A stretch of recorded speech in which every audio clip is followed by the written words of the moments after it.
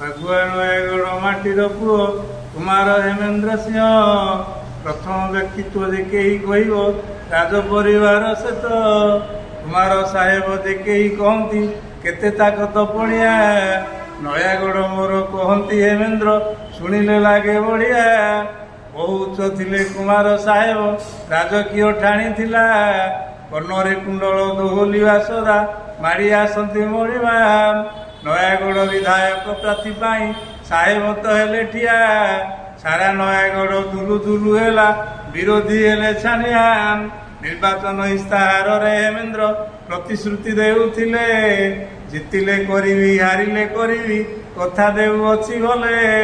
କଥା ଅନୁସାରେ ଚାଲିଲା କାମ ତ ଡାକ୍ତରଖାନା ଖୋଲିବ।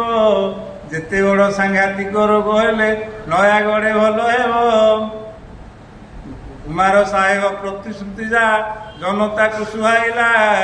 ନୟାଗଡ଼ ଏନ୍ଏସିଟି ଦଖଲ ତାଙ୍କ ଜିତାପଟ ହେଲା।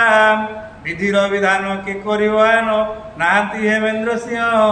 ତାଙ୍କ ପତ୍ନୀ ପୁଅ ଝିଅ ଏବେ ଆସି ନୟାଗଡ଼େ ବିଦ୍ୟମାନ।